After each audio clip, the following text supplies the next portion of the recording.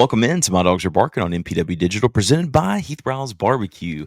And welcome to this Friday edition of My Dogs Pod. My name is Landon, and we have our way too early preview of Tennessee today. As very thankful Michael from the Fanatics podcast that's part of the College Huddle Network, joined us. And something about Michael, you'll see Michael knows his stuff.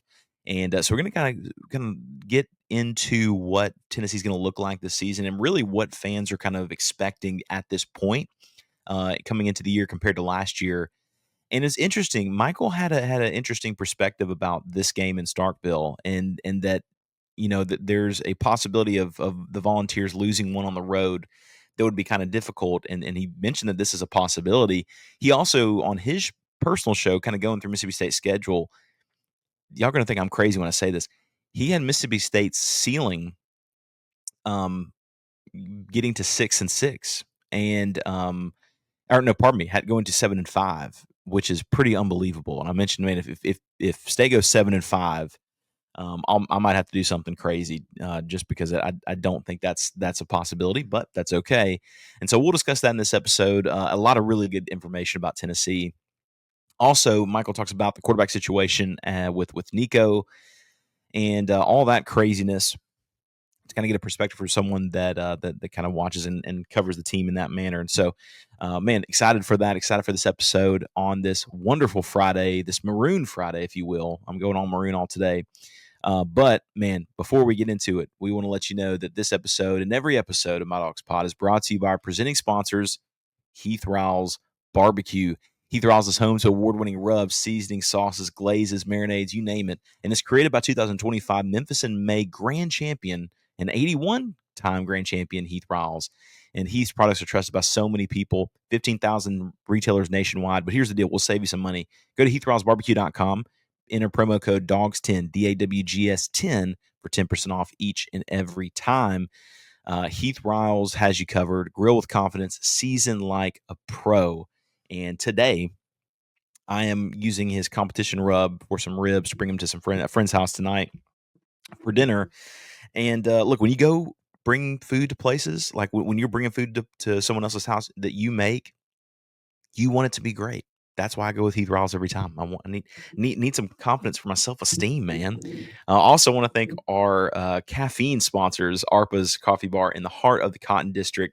ARPA's is in the best place in Starkville and has some of the best food, drinks, coffee in Starkville as well.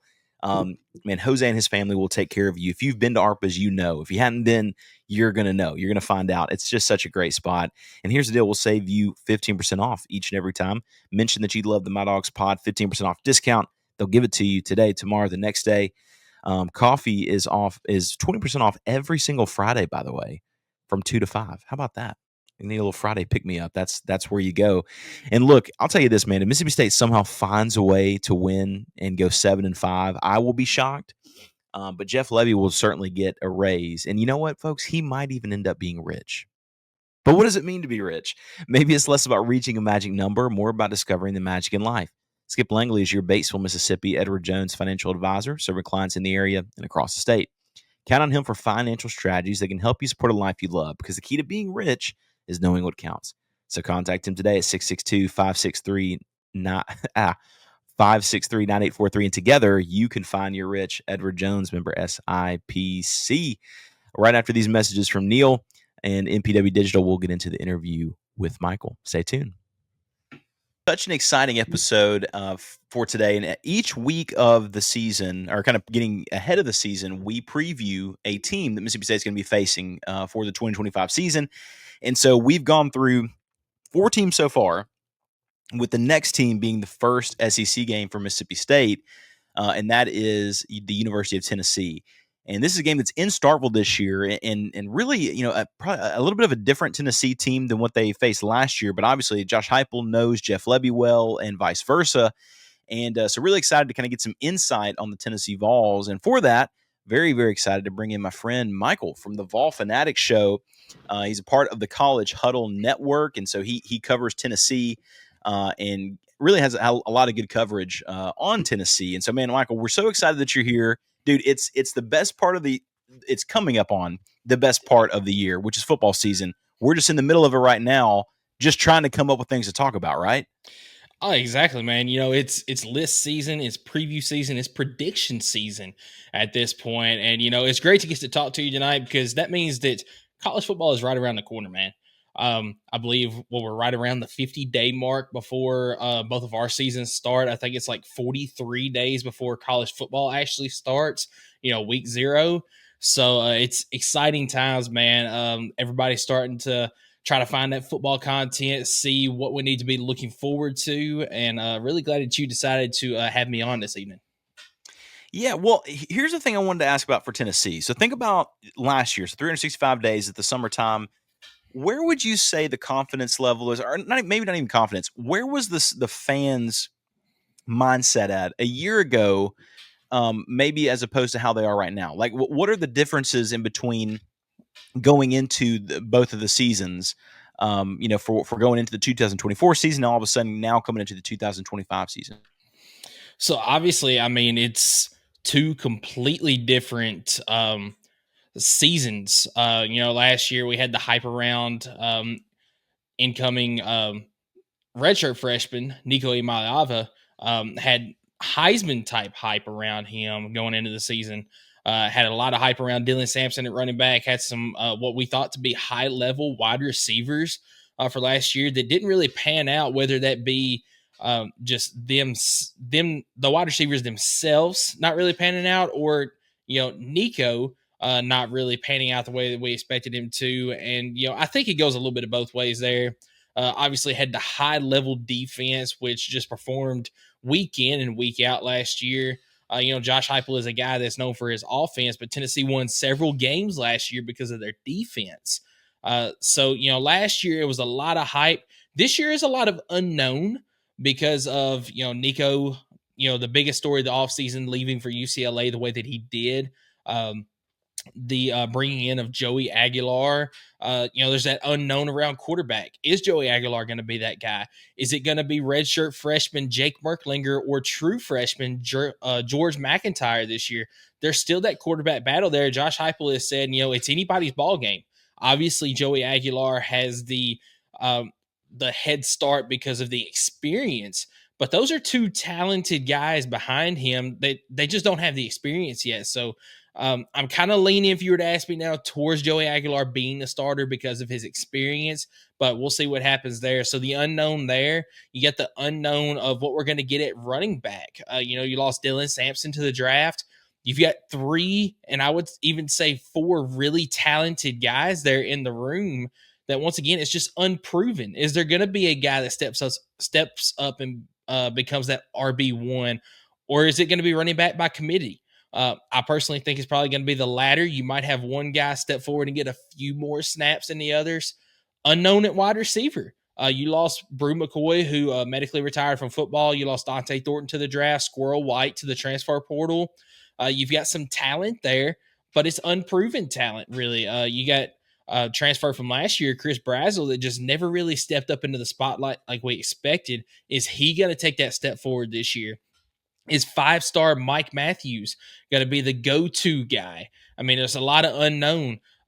Offensive line turnover. You had a lot of seniors on that offensive line from last year that you're having to replace.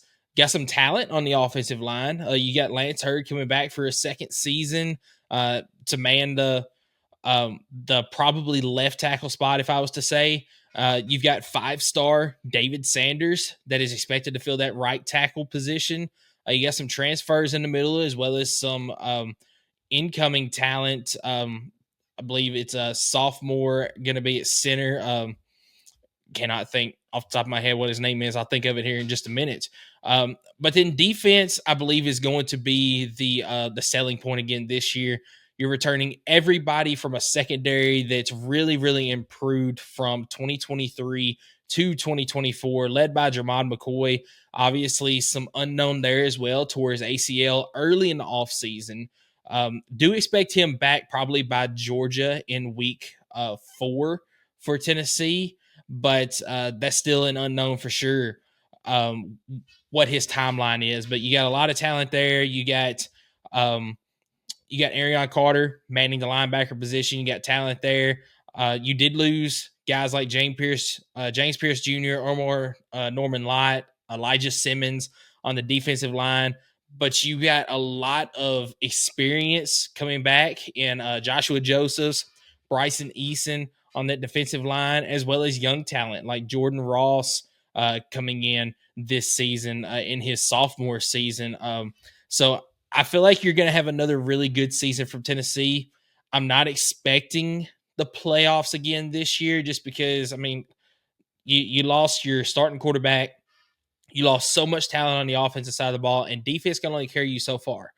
Do I have confidence in this offense coming into the season? Absolutely, I do. But it's the unknown behind it. So I think Tennessee's going to have a pretty good season this year. We'll see where we're at by the time week 1 rolls around this year. Well, yeah, well, as I mentioned, man, Michael knows his stuff. And when you think about this team, you mentioned it. I mean, Tennessee's going to look very different compared to what they looked like, last year. Even though there is some stability on the defensive side, the offensive personnel is going to be different. But there has to be some sort of level of confidence just knowing who your head coach is, because his scheme is something that's been consistent, no matter if it's at a lower level, at like a different school. I mean, his scheme has worked everywhere he's gone, regardless of who the quarterback has been. And so that has to be at least one thing that you can kind of rest your head on. What would you say is, when you think about both of these head coaches, with Jeff Lebby and with Josh Heupel, there's kind of an overset with Heupel being a guy that's led Lebby before. And so you feel like they both kind of know each other's offenses well. What would you say is, I guess, kind of the your scheme going into it? If you're Josh Heupel, just think about this matchup in particular, going up against a guy that you know really well and that also knows you really well. Like, is it too obvious to say, well, we know he's going to do this, so let's cover here, because that person could have something else schemed up and ready? Like, what do you think his approach is? I'm just kind of curious whenever it comes to people that know the other opposing coach and his plan so well. So I feel like one thing that makes Josh Heupel really good is that, he does kind of run the same scheme, but he mixes up the looks and he mixes up the plays that are run out of each of those looks. So I feel like you are going to get some things that you're familiar with if you're Jeff Lebby, and you're going to know how to stop them. But then you're also going to get some looks that you think, okay, I think I know what's going to happen here. Let's do this. And Josh Heupel's got something else completely cooked up.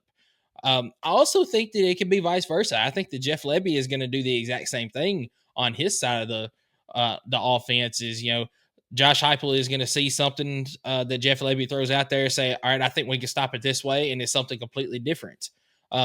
Ultimately, I think this year, at least as of right now, it's going to come down to the personnel. I think that you're going to see Tennessee throw the ball a little bit more downfield than you would have last year. And I'm not going to sit here and say it's because Josh Heupel was not comfortable with Nico at quarterback, because I obviously think that he was. I just feel like you're going to see Joey Aguilar be more willing to take the shots. And honestly, I think he's going to hit more shots this year than Nico did. There was a little bit of accuracy issue. Don't know if it was a confidence thing with Nico last year, but there were several times in some big games. I know, namely Florida and Alabama games for sure. But there were several games last year where Nico had some guys that beat their defender, and he just couldn't lay it in the breadbasket. He would either overthrow them, underthrow them. The wide receiver would have to make some sort of play and couldn't always come up with that play. So I think you're going to see a lot more shots taken this season and a lot more shots hit, no matter who the quarterback is. We'll see if that's true or not. But going back to your original question, I do think that both of these coaches, but especially to me, Josh Heupel, because he's a little bit more established where he is at as far as his program goes, that they run the same scheme, but they're very good. Both coaches are at either disguising it or actually coming up with separate plays that look like one play that the other coach might know, but it's something completely different. Okay, so I'm going to ask this one time, and then I promise I'll leave it alone. But because I know this is something that you probably get asked about a ton. So when it comes to Nico, what do you think happened? There's been so many things rumored, and look, there we might not ever know the objective truth from a public perspective, but like, what do you think happened? Was it something to do with his parents and kind of being in the ear of agents? Where did it go wrong? Because eventually, Josh Heupel and company said like, "I'm out," and I think a lot of people almost applauded that. Like, yeah, I don't blame you. What exactly happened in your mind? So now don't take this for 100% truth, because there's still things that obviously, like you said, nobody's going to know. But here's some facts that I do know from the whole situation. So Nico's dad and the, I guess, quote unquote agents that you would call it around the family there, um, they didn't always agree on things, and there wasn't great communication there. Going back to before the playoff game, I do know that we'll just say the collective around Nico Amaliava. That's what I'll call his dad, as well as the quote unquote agents around him. They did ask for more money before the playoff game, and Tennessee obliged, gave him some more money. Uh, whether or not Nico knew about it, I'm not sure, but that was the start of it. And then you get to right before the spring game, and the collective minus Nico's dad, at least to my knowledge, asked for more money from all of this. And when that happened, a lot of Tennessee fans were kind of out on Nico, on his dad, and all that. Well, then his dad just come out blasting, we didn't ask for more money, blah, blah, blah, blah, blah, whatever. Whether he did or didn't, I don't know. That part I don't know. But what I do know is the night before the spring game, this was on Friday night, there was a position group meeting at the quarterback coach's house, Joey Halsley's house. Nico was present for that. And it was assumed that he was going to be there at the spring game. Everything was going to be fine and all that. And at some point between that meeting that night and the next morning before the spring game, Nico decided that he was going to opt out of the spring game. And it was at that point that Josh Heupel gathered the team together before the spring game and said, we are going to be moving forward without Nico Amaliava. And the general view of all this was, well, Tennessee's not going to pay him any more money. Whether that be the case, I'm not 100% sure. I think that if Nico had stuck around, if he played in the orange and white game, if he had been there for his team, Tennessee might have come up with more money. Maybe not, but the way the colleges are, you don't want to lose your starting quarterback right before the spring games, and you got to scramble to find the next starting quarterback, whether that be the guy behind him or a transfer portal guy. So Tennessee might have paid him, but the reason that Josh Heupel and Tennessee decided to move on from Nico was because of him quitting on his team. And then from there, Nico had no choice but to go into the portal. He had no choice but to go to a school that was outside the SEC, because you and I both know, as we cover SEC schools, that when the spring portal opens up, that the only way you can go to a school that's in conference without a waiver from the school that you're leaving, you have to sit out for an entire year. And Nico's not going to do that. He's going to want to play. So he decided to go back to his home state of California to play for UCLA. So that's kind of the whole situation there. I do know as well that throughout the entire time that Nico was here, there would be times that with his NIL deals, he was supposed to make public appearances.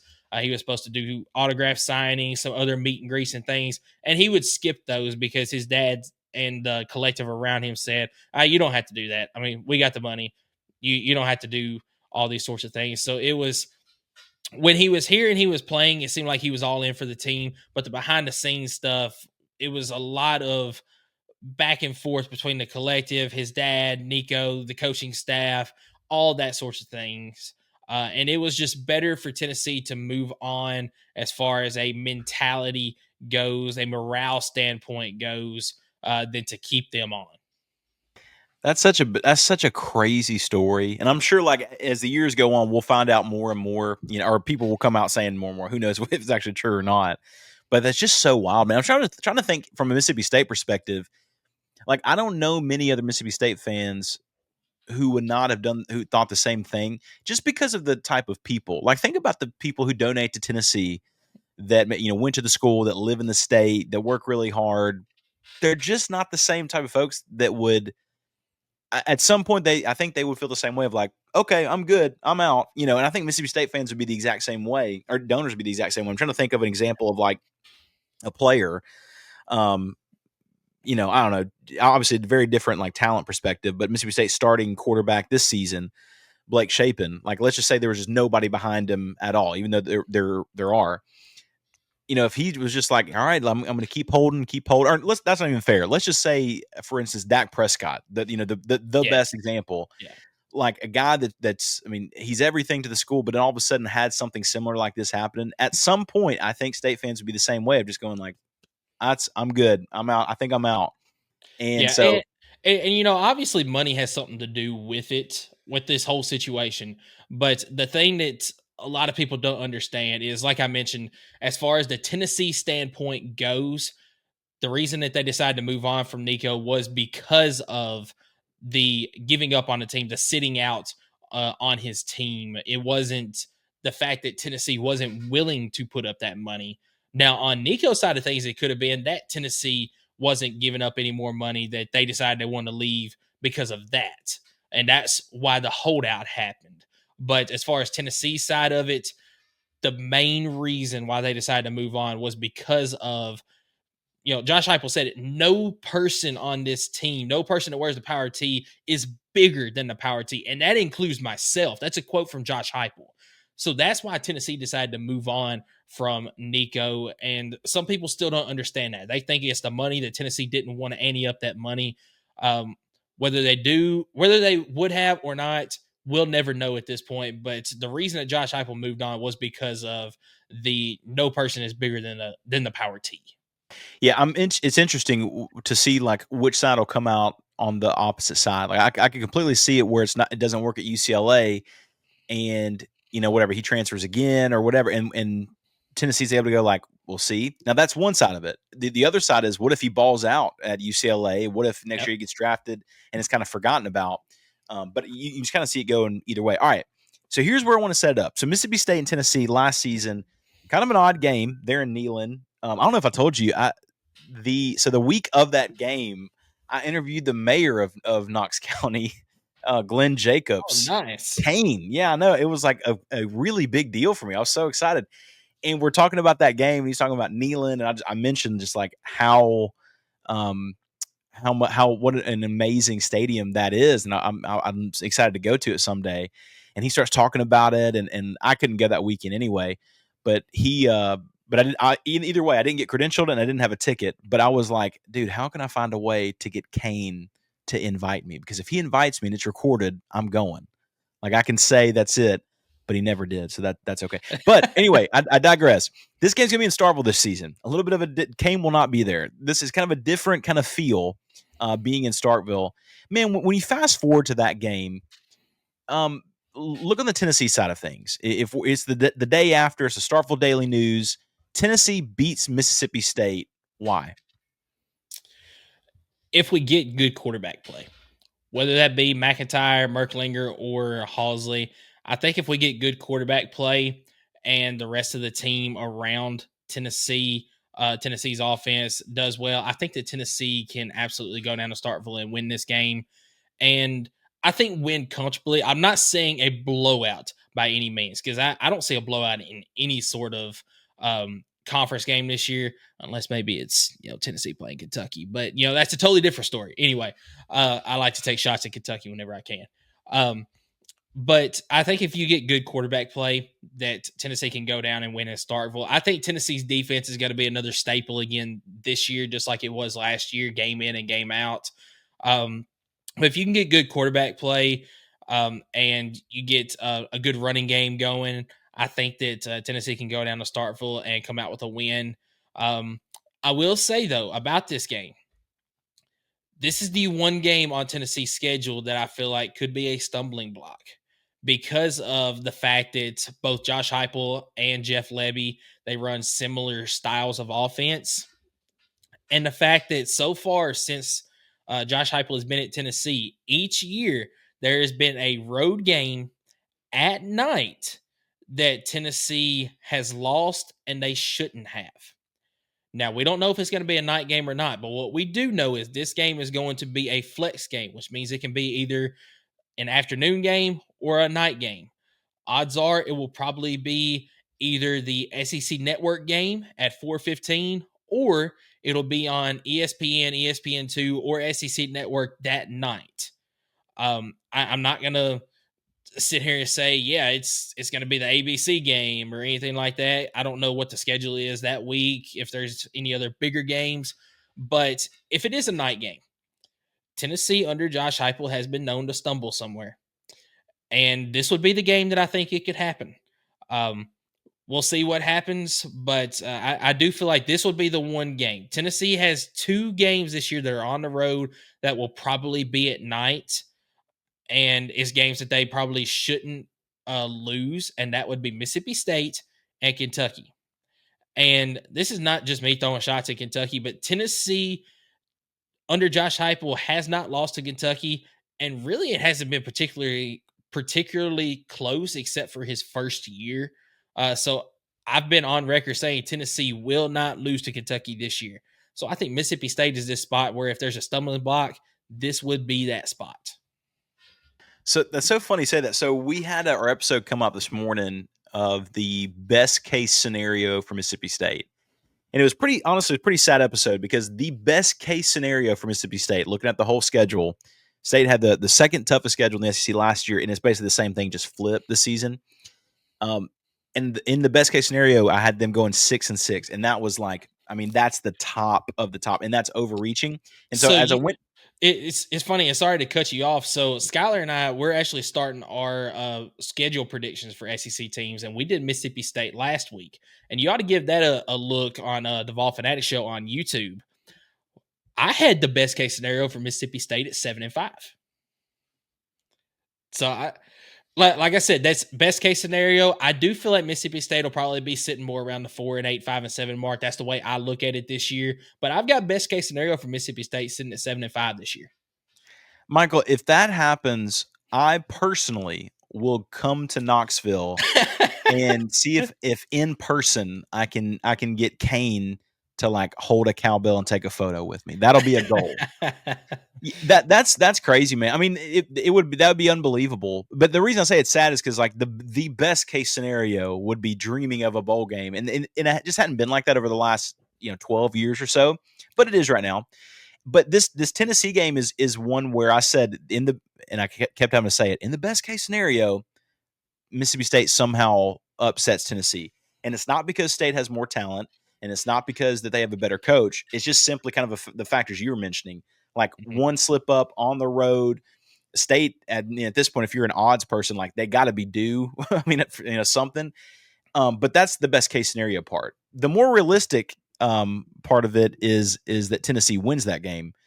But, and you kind of mentioned a second ago, the flip side of the question, Mississippi State beats Tennessee. Why would that be? So I would say if the defense is able to stop Tennessee, or I won't say stop Tennessee, slow Tennessee down. Because, and you could correct me if I'm wrong here, but we know that Josh Heupel and Jeff Lebby both, they are offensive minded head coaches. That's their strength. That's what they're good at. And Josh Heupel recognizes that at Tennessee, which is why he lets Tim Banks run the defense the way that he wants to. And Tim Banks is very good at it. If Jeff Lebby, and I apologize for this, I don't know who your defensive coordinator is off the top of my head. But if Jeff Lebby allows your defensive coordinator to coach his defense, run his defense, and doesn't try to step on any toes or step over him and make decisions, just allows him to do what he needs to do on defense, and the defense responds to him and is able to slow Tennessee down, and Mississippi State's offense is able to just outwork Tennessee's offense just a little bit, just enough, Mississippi State can come out of that game with a win and really be feeling good about themselves going into the rest of their season, because I know it's a very difficult schedule, as you've already mentioned. That Mississippi State has one of the toughest, if not the toughest, in the SEC this year, and you have several very tough stretches as well. So I do think that it's that possibility that Mississippi State can come out of a win, or come out with a win. And I think it's if their defense can slow Tennessee down and the offense can do just enough in that game. As the old adage goes, possible, just not probable. Right. It's funny, you mentioned the defensive coordinator, and if that guy, who I won't even say by name, no, I'm joking. If Coleman Hutzler is the defensive coordinator by that point in the 5th game, I also would be a little surprised, but we'll see. Jeff Lebby brought in 2 former head coaches to be on the defensive staff, and I get the feeling that that's just in case they end up relieving him of duties and can say, hey, here you go. Here's this guy that can take over immediately. I could be wrong. But what's odd, this is overall, I'm really looking forward to seeing what Josh Heupel's offense will look like, because it's always fun to watch. But look, like, there's going to be someone in his offense that emerges, and there's going to be someone to take Squirrel White's place, and that there's going to be someone to take Dylan Sampson's place. Like, he finds guys to take roles to kind of step up. So very excited about this game. To leave us, Michael, tell the fans where to find your podcast, and also mention you're talking about the Mississippi State schedule as well. I know several people will want to go and find that. Yeah, so you can find Skylar and myself on YouTube, the Vol Fanatics Show. We go live every Thursday night at 8 o'clock Eastern, 7 o'clock Central Time. You can also find us on Twitter at Vol Fanatics 1998, Facebook, Vol Fanatics Show, as well as Instagram, Vol Fanatics Show as well. And you can actually find us at our website, volfanatics.com. Had a few articles come out recently. The most recent one that came out, looking at Joshua Josephs. Can he be the next first-round draft pick on the defensive line to follow James Pierce Jr. from last year? So that's where you can find us. You can also find us at the College Huddle. I know you're a former member of the College Huddle yourself, Landon. You can find us in 80-plus other podcasts just like us. We're all fan-run podcasts, have no affiliation with the school whatsoever. We're just a bunch of people that love our respective schools, and we want to deliver that love to our listeners. So that's where you can find us. And as I mentioned, you can find our Mississippi State preview on YouTube. I don't believe we have it cut down to a single video yet. That's going to be coming soon. Right now, it's on our most recent live from last week, but that's where you can find it on the Vol Fanatics Show on YouTube. All MPW digital podcasts are brought to you by our friends at Parish Brewing Company, located in the heart of Cajun country in Broussard, Louisiana. Parish Brewing Company's simple goal is to make awesome craft brewed beer, and they do it remarkably well. The doctor is introducing their new go-to IPA, Dr. Juice. It's a highly crushable juice bomb, dry hopped with a blend of their favorite hand-selected hops from the Yakima Valley in Washington. Dr. Juice's drinkability is sneaky good, considering it clocks in at 6% ABV. The pour glows a rich cantaloupe hue with a thick frosted haze, soft mouthfeel, an aroma and taste that's full of passion fruit, papaya, and blood orange, making it drink like a glass of freshly squeezed juice. They also have Ghost in the Machine. It's a double IPA brewed with obscene quantities of hand-selected Citra hops from Yakima Valley. Expect pungent grapefruit flavors and aromas, tropical fruit, less harsh bitterness than most IPAs. Again, it's Parish Brewing Company. Wherever you get your beer, check out Parish. Make sure that you look for them, because any beer that you get from Parish is going to be absolutely outstanding. Thank you from MPW Digital. We're brought to you by Easy Hemp Company. Easy is a hemp-infused sparkling water. It's a guilt-free alcohol alternative, a natural way to relax and unwind. It's all natural. Made with real fruit, no added sugar, low calories, gluten-free. One 12-ounce can of Easy has 3 milligrams of THC. With Easy, it's easy to avoid the gummy scare and control your experience. So change the can, not the ritual. It's easy. Visit easyhempco.com to view the Easy Finder to find Easy near you. Easy is Farm Bill compliant with hemp derived from THC, CBD extracts. Easy is for people 21 and older. Enjoy responsibly.